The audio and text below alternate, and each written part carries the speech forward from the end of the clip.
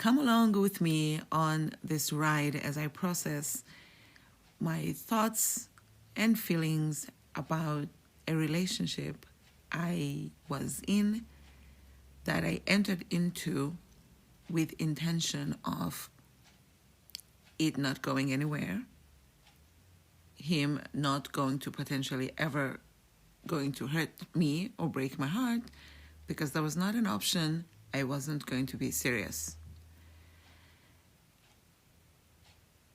It's since been over for years, and I talk about how I feel since then, how I felt during it, and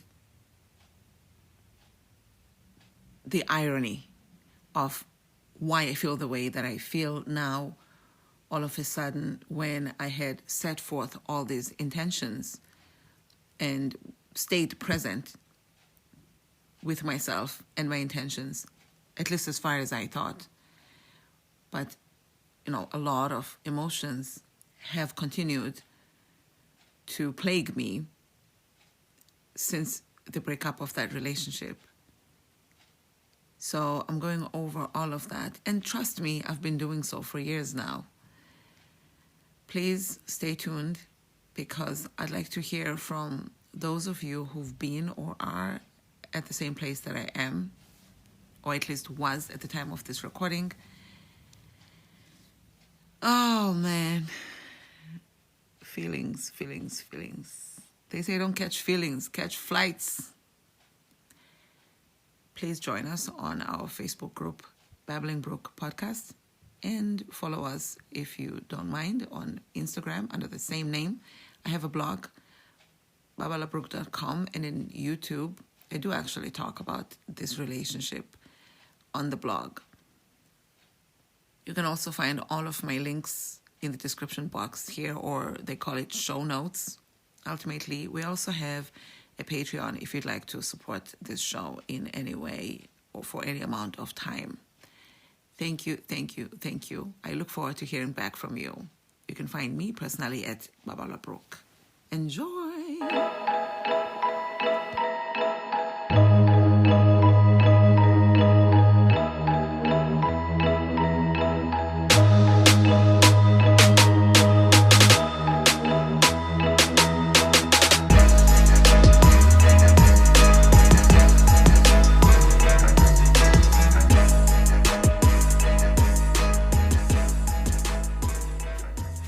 I'm hormonal, because I thought I was doing fine, and I was not thinking about him again for a while. It's something that I wanted to manifest and put out there in the world, and I thought that it was happening, but all of a sudden, right this very second, being, oh my God, I forgot to turn off the stove, 2023, and 8:45 in the morning, and the date is August 27th. It's a Sunday, and I'm at home, and I'm a little tired because I stayed up last night waiting for my car to come back from mechanic. Kind of didn't want. I've been waiting for more than a month for my car to work again. My car's been broken down, well, obviously. That's why it's with the mechanic. But when he texted me yesterday, like last night, saying, hey, what time do you go to bed? I can have your car ready tomorrow. Tonight, I thought, I was excited to hear that, but at the same time, I wasn't enthusiastic to get a car that's supposed to have been fixed in the middle of the night. Like, what am I going to do? Test drive it? Like, I don't know. And I was almost like, wow. You would think that I'd be so excited and so thrilled. No. Luckily. So I kept waiting, and it was like, give me 2 hours, give me an hour and a half. And I was like, oh my gosh, it's like 9:30, 10 o'clock, etc. I'm like, it's already past my bedtime. Likely I was out when he texted me, so that I was already up beyond my bedtime. Then I got back and waited, and I kept texting him, okay, I'm falling asleep, and he would keep texting me, okay, give me a little bit more, whatever. And I was able to stay up until one text from him saying, due to technical difficulties, I don't know what that means, I am going to go to sleep now and work on the car again tomorrow. He had told me that he wanted me to have the car last night because he needed to rush somewhere to this morning, first thing in the morning. So I can respect that. I just feel like this guy really has been a gem to deal with. So somebody who has been so easy and just like, he's just been making everything so easy for me. Like, just like energy-wise. At first, his energy was overwhelming. I think that he thought that, this would be a great, like, girlfriend situation. So that was weird. But after that, I think he is smart enough that he figured out, I'm not trying to do that. So he stopped texting me, like, not love, but, like, jokes in the middle of the night and all that. He stopped doing that, thank God. And he almost stopped texting, period. But like once in a while, he would text me back. However, they did tell me, come by anytime to my house, even if you just want to hang out. At first, I was like, this is like, but I did go to his house a couple times, not to hang out, to talk about the car and the parts that I was trying to order and whatever. And it wasn't awkward. So I was like, oh, God, thank God. So I consider myself lucky, and I really appreciate him more now that, like, he is going at my pace and not, like, overwhelming me. I was so overwhelmed in the start of this relationship with him. Now, I was happy that he ended up not doing the car thing. I had to go with what he was saying because he has kept my car with him in his driveway for weeks. And I feel like somebody else may have said, hey, figure out what you're going to do with this car while you're trying to get parts because your car's just sitting here, or like charge me or whatever, I don't know. Shit. My toilet is ghost flushing again. Gosh darn it. I forgot to turn off the water, the main inlet of water. So now I'm just sitting here a little tired because I was up for that. But I have an interview type thing, orientation, more like, I prefer that word better because I am self-employed. Like, I don't ever want to talk about interviews and shit ever again. I hardly even want to talk about or think about first dates, which is exactly the same thing. Don't want to think about any of that kind of stuff where you're trying to impress somebody, trying to sell yourself. No, thank you. I sell things on a daily basis as a job, so we'll stick to that. And in that case, like, I'd like you to buy it, but take it or leave it. I guess it should be the same attitude with jobs too, but that is more like serious because you really want, the job and whatever. So I'm just sitting here on the couch, something I never do. I even forget that this is a couch because, I use it. I use my living room for listings, which I've been meaning to move this room, all of what I'm doing here, next door. Oh yeah, I forgot about that. I've just been doing this for more than a year here in this room. I should move it. Yeah, eventually I will. There's so much stuff next door. That house is full. So I'm like, maybe now that I'm going to be doing the orientation of that website, hopefully it's another selling platform. Hopefully I can push more and more stuff and out of the house and have that space. I'm also looking forward to that thrill of sourcing more items and all of that. I've just been trying not to buy now. That's been my goal when I go sourcing, is to hope that they don't have anything I want because I just have so much. And that vibe and energy doesn't feel as great as oh, we're going shopping. You know what I mean? Let's see what they have. Yay, I bought so many bags and a trunk full of things that I missed that. You never know what you're going to miss. So I'm sitting here on the couch. I said last week or so, and I was like, wow, this couch is comfy. How come I never sit here? So today I decided to sit here again. I was like, oh my gosh, I keep forgetting how comfy it is. I even think, like, because I never have people over, I even think if someone ever, because recently with my car being out of service, people have, we can talk about that some other time, but I have been like more social. And I'm like, my house is clean enough that I can have someone here now, and I've gotten to know a few people better. And maybe if I did have someone come over, because I used to think to myself, where would they even sit? I do have a dining room area. This open plan dining room, living room. I like it. It's big, like long, rectangular. There, by the dining room area, which I do use often, I love to like do a nice meal for myself and sit down and take a photo for the gram at babalo.brook and eat. So I have chairs there, but it's not like comfy, like, oh, come over, let's sit at my dining room table like we're doing an interview. I also have an ottoman there, but I'm like, it's an ottoman, it doesn't have a back supporting thing. I have several ottomans, which it's okay, but it's also like, you can hang out like on ottomans. They're not comfy. They're comfy to sit on, but not long term, like I said. So I always forget about the couch. It's a love seat. Anyway, all of a sudden, I just started thinking to myself, wouldn't it be nice? I just started like having that longing. And I was like, wouldn't it be nice to be like with someone right now, just like make love? Sorry for the TMI. I'm not horny.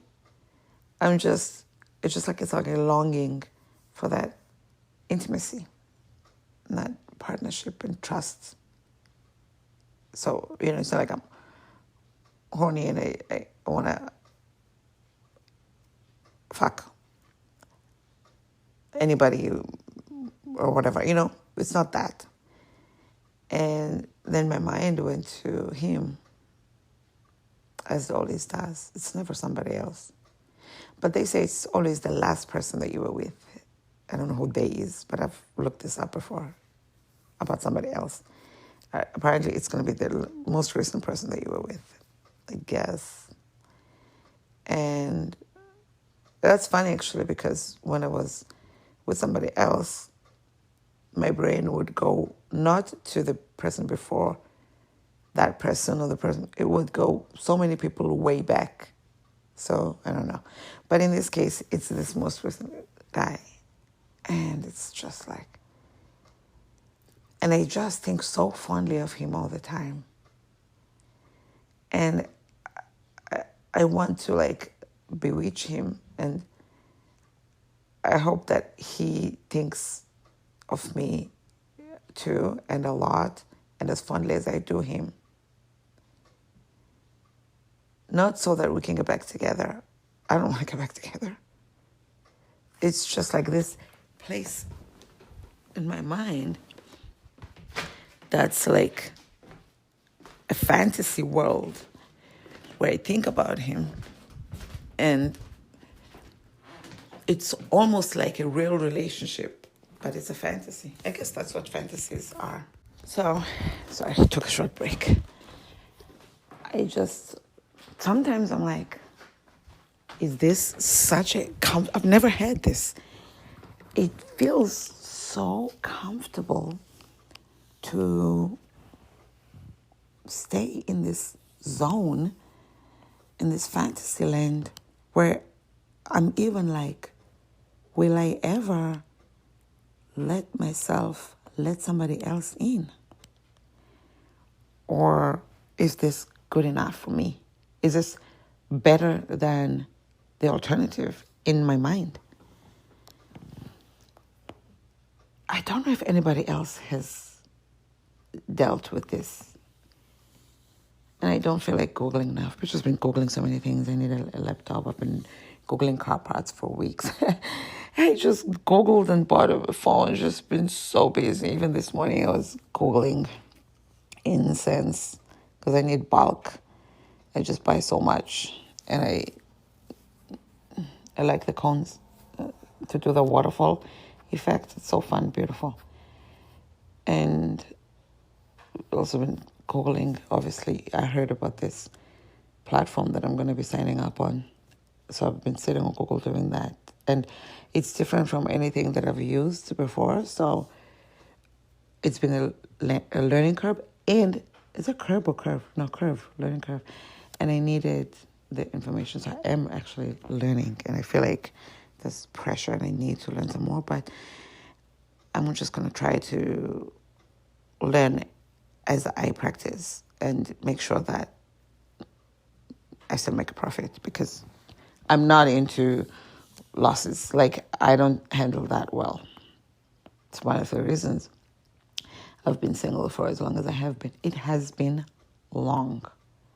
I'm almost scared to even count.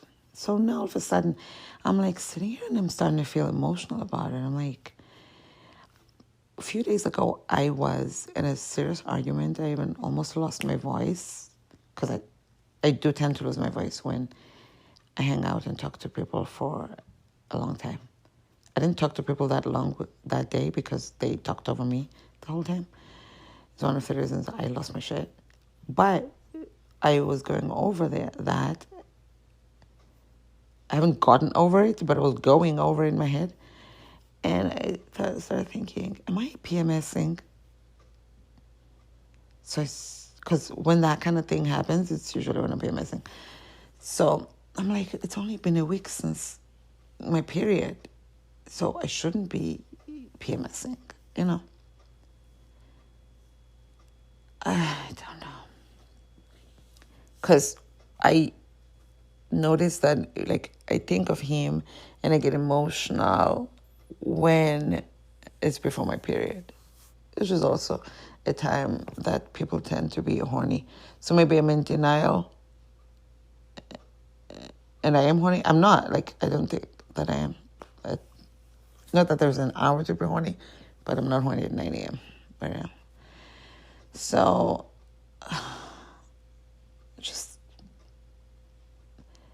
I would like to stop thinking about him eventually. But, you know, they say the best way to get over somebody is to get under somebody else. I really don't have that thing. I want to, like, replace him in my mind. Whenever I think about him, I want to do a thing where, like, face swap and put somebody else there, or no face, so that I can move on from that and start visualizing. Because I feel like for as long as I think about it and how intense those feelings are, if I imagine somebody else, I probably by now would have manifested that because it's so strong. But maybe it's not strong enough because I haven't manifested him back. No, I don't want him back.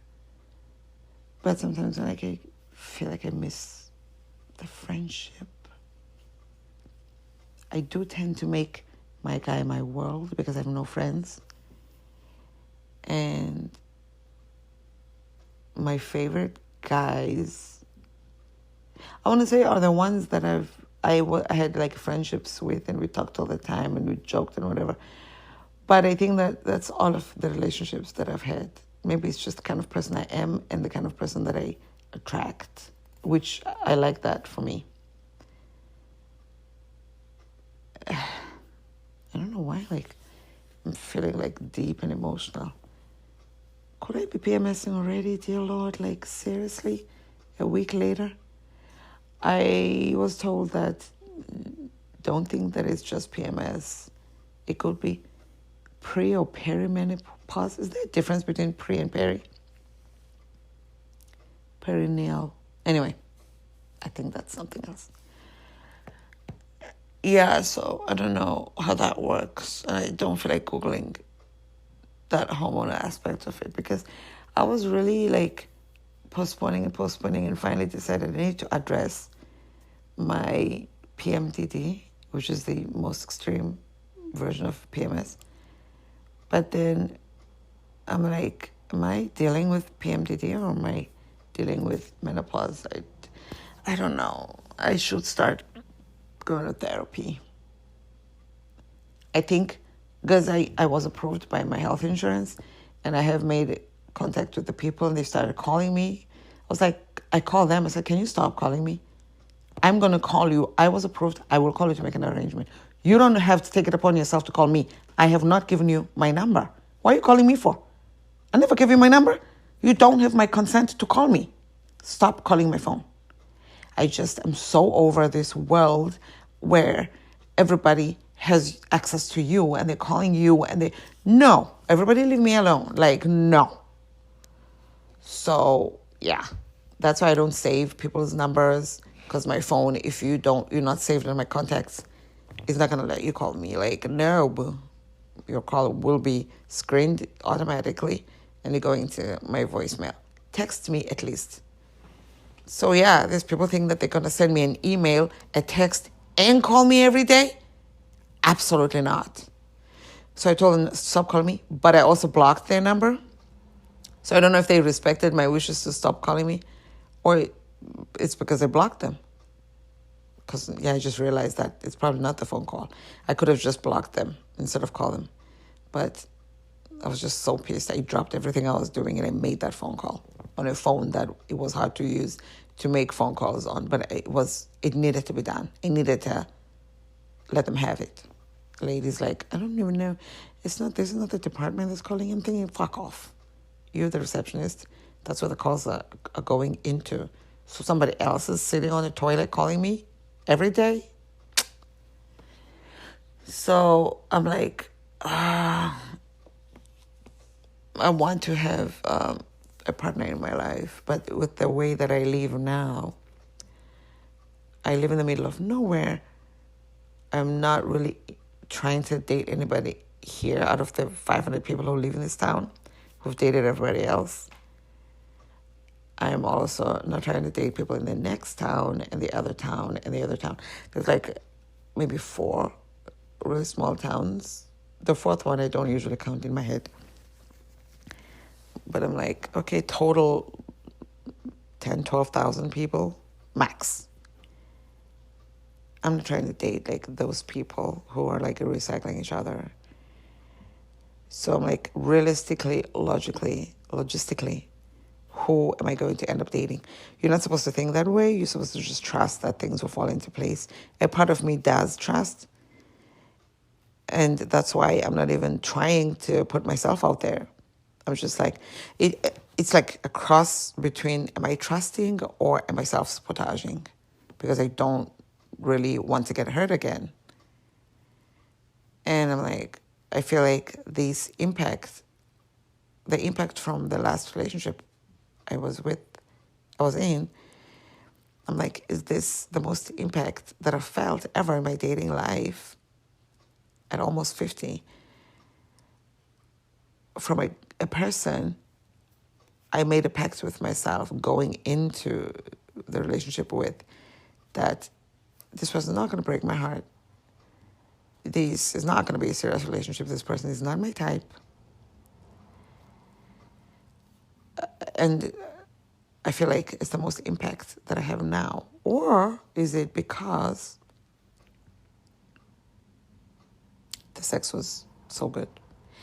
And was the sex so good because he is so great? Or is it like an age thing where you feel more confident, you're more this, you're more that, and you were able to just relent? Or is it because you had told yourself, you're not going to get hurt, this is temporary, I'm just going to YOLO my way through this relationship? Sometimes I wonder about all of that. None of it should matter because all of it is in the past. It's another thing that I'm working on. Ruminating, apparently that's the word. And I'm like, why should who cares, right? I mean, it's important to reflect, but it's been so many years since the relationship. And I'm like, I just miss so much about it. And whenever I admit that, I'll immediately tear up. It's such a sore subject for me. But I almost love it. It's weird. Like, was I in love? Am I in love with the concept? There were things during the relationship that I'll be like, yeah, thank God I'm not staying here forever. I need to figure out a way to get out of it. But there were also times where, obviously, like in a relationship, I'll be like, maybe not obviously like in a relationship. But there were times where I'd be like, oh my gosh, I feel like I don't want to leave. I want to be with this person forever. Am I going to be that person who is stuck with a guy who's not even my type forever? I was like, wow, what a way to end my life. And then I started getting scared, like, oh no, I think, it's becoming longer than I thought. How do I get out? How am I going to get out of this? Because I would not want to hurt this person. Usually the other person, I believe, hurts me. And I'm realizing now that I'm probably very wrong about all of that. And probably a lot of the relationships ended because of me. I'm learning that now, looking at how I relate to people. I think I'm actually the main cause. And it's almost, egotistically, it's almost like empowering to know that, like, wow. But it's because I always thought, like, kind of felt like I was a victim, but I think that it was me. And also I'm like, wow, they'll probably look back at me and be like, wow, what a weirdo. Which, whatever, fuck off. I don't know.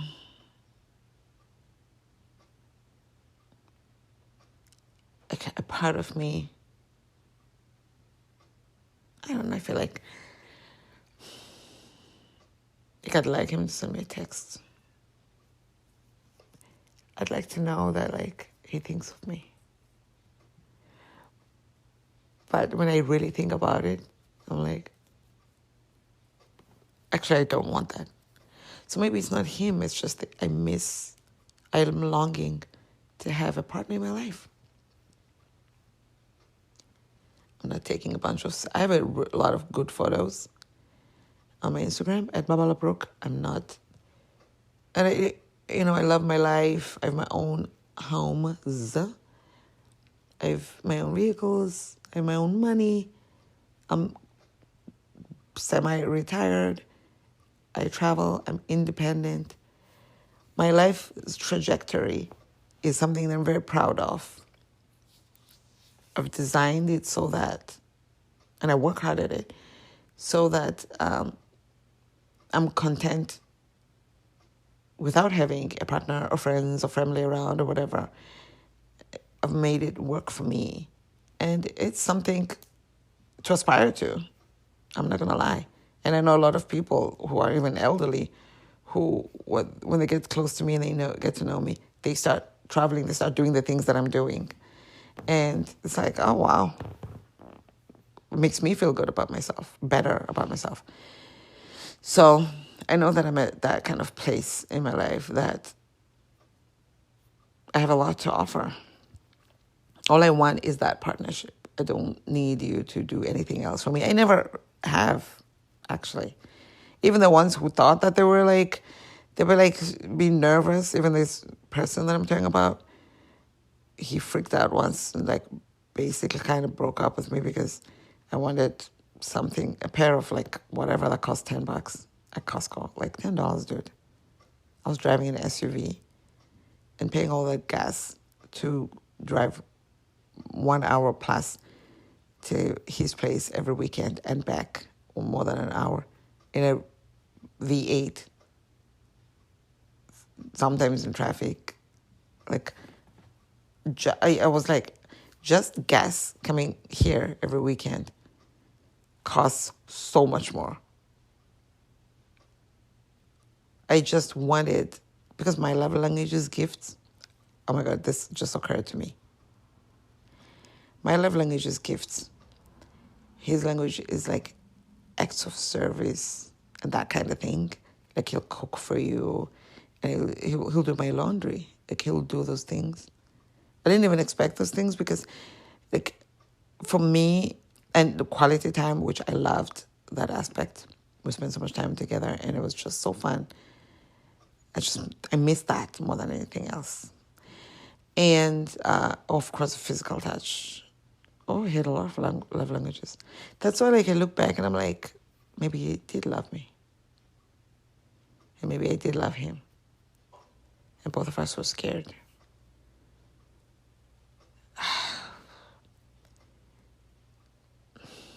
Who cares if he did love me? It's been so many years. But one of my love languages is gifts, to give and to receive. And I gave, everybody I've been with has, and I love shoes. Just about every guy I've dated, I've bought shoes for. And they, superstitious people say don't buy somebody you want in your life shoes because then they'll walk away from you. Well, whatever. So I bought him like so many things, and I think that I would have wanted him to buy me things because that's my love language. All of this concept just occurred to me now. So I wanted him to buy me that thing, and which obviously $10 I can afford. Even if it's $10,000, I can buy cash. Like, relax, I was living in my own place, paying my own rent. I didn't even have a roommate. It's one of the only times in my life in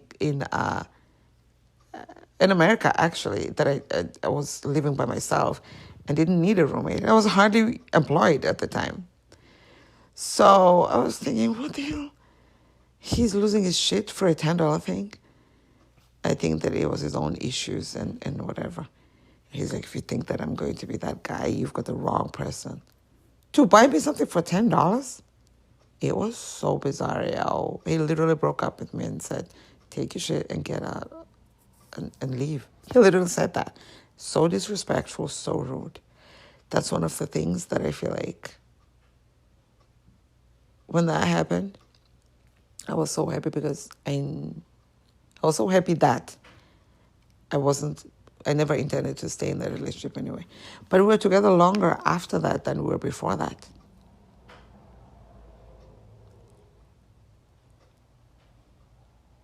But that was an absolute red flag. Somebody who can say that to somebody. So rude, so disrespectful. But I didn't feel like being alone and looking for somebody else. So I kind of negotiated my way into it. And it did buy me things. And I think that he was so like, he heard me, which kind of makes up for the disrespect because he kind of felt being respected. He heard, I was just like, you really want to break up over a thing for $10? That you can just tell me that you don't want to buy, and I'm going to be, and like, we can't talk about it, you're going to break up over it. You really want to break up, you're not going to regret this decision. You really want to break up. Like, I thought we were having more fun than somebody who wants to break up over $10. I just wanted to reason with him, like, just so you know, this doesn't make sense. You're being abrupt for no reason. He's like, no, I do care about you. And I don't want to break up, but you're just like relentless and you're wanting this thing. And I thought, what the fuck? Why does this bother you so much? And I said, okay, I'll never ask you for something again. Noted, you are somebody who doesn't want to do things for me. He's like, no, I want to, but I don't want to be basically nagged. It was just a weird thing. I was like, well, why can't we talk and discuss like we're discussing now? Why do I have to be dumped in a parking lot like trash? Like, that's so disrespectful. And I love like having deep conversations and appealing to the human side of somebody. I just never understand, like, because I feel like a lot of the time, like when we're angry or hurt or whatever, it's not who we fundamentally are as people. And sometimes you just got to take a breath and just deal human to human. And then you'll see things differently. Maybe I'm ambitious in that regard. But we actually recovered completely from that. It never came up again. And I was just so proud at both of us, especially at him. And it did buy me things. I don't know why I'm so emotional. Those are the things that made me, I think because it's so my love language, whenever he would think of me and get me something. And looking back, I'm like, oh my God, if it's Valentine's or birthday or some kind of a holiday, Christmas or whatever, he always got me a gift, and he was such a good gift giver. And he always cooked, and he let me. I literally never cooked for him.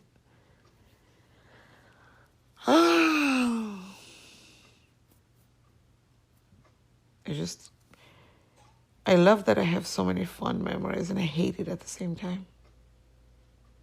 I almost now am like, is that my ideal relationship? I'm like, what the fuck? That's the one relationship I didn't want. I hate that I miss him. I just miss him so much. And the sex was bomb, like I said. So whenever I have those feelings, I can't think of anybody else. With him, it was perfect every time. I never didn't want to have sex with him.